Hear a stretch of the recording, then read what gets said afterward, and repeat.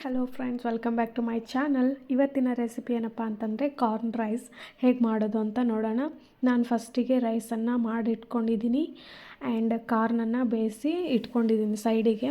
So ಇದು ಆಮೇಲೆ use ಮಾಡ್ಕೋತೀನಿ.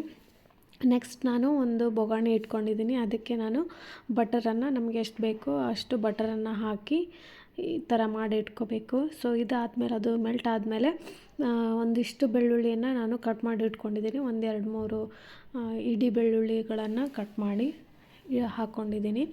ನೆಕ್ಸ್ಟು ಪಾಸ್ತಾ ಮಿಕ್ಸನ್ನು ಸೇರಿಸ್ಕೊತಾ ಇದ್ದೀನಿ. ಇದು ಫ್ಲೇವರ್ ಮಸ್ತ್ ಬರುತ್ತೆ ರೈಸಿಗೆ. ಒಂದು ಸಲ ಟ್ರೈ ಮಾಡಿ ನೋಡಿ ನೀವು ಈ ಥರ ರೈಸನ್ನ ಮಾಡಿ.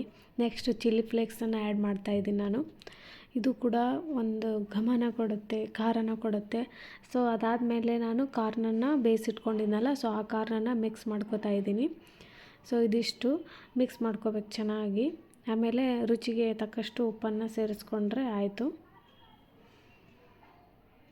ನೋಡ್ಬೋದು ನೀವು, ಚೆನ್ನಾಗಿ ಮಿಕ್ಸ್ ಮಾಡ್ಕೊತಾ ಇದ್ದೀನಿ. ನೆಕ್ಸ್ಟು ನಮಗೆ ರುಚಿಗೆ ತಕ್ಕಷ್ಟು ಉಪ್ಪನ್ನು ಸೇರಿಸ್ಕೊಂಡ್ರೆ ಆಯಿತು. ಇದನ್ನು ಚೆನ್ನಾಗಿ ಮಿಕ್ಸ್ ಮಾಡ್ಕೊಳ್ಳಿ. ನೆಕ್ಸ್ಟು ಸ್ವಲ್ಪ ಕೊತ್ತಂಬರಿನ ಆ್ಯಡ್ ಮಾಡ್ಕೊಳ್ಳಿ. ಸಣ್ಣದಾಗಿ ಕಟ್ ಮಾಡಿ ಇಟ್ಕೊಂಡಿದ್ದೀನಿ ನಾನು ಕೊತ್ತಂಬರಿನ. ಸೊ ಅದನ್ನು ಆ್ಯಡ್ ಮಾಡ್ತಾಯಿದ್ದೀನಿ.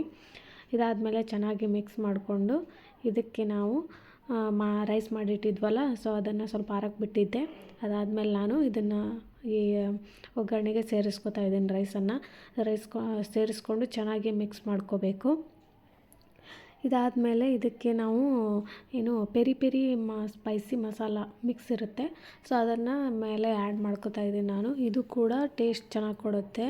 ಸೊ ಹಾಗಾಗಿ ನಾನು ಬೇಕಂದರೆ ಮೊದಲೇ ನೀವು ಬಟ್ರಲ್ಲಿನೇ ಹಾಕ್ಕೋಬೋದು, ಇಲ್ಲ ಅಂತಂದರೆ ಇವಾಗ ಅದ್ರ ಮೇಲೆ ಪೆರಿ ಪೆರಿ ಮಸಾಲಾನ ಆ್ಯಡ್ ಮಾಡ್ಕೋಬೋದು. ನೀವು ನಿಮ್ಗೆ ಹೇಗೆ ಬೇಕೋ ಹಾಗೆ ಎರಡೂ ಮಾಡ್ಕೋಬೋದು.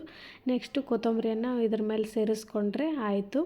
ನೋಡಿ, spicy and tasty corn rice ready. Thank you so much. Bye bye.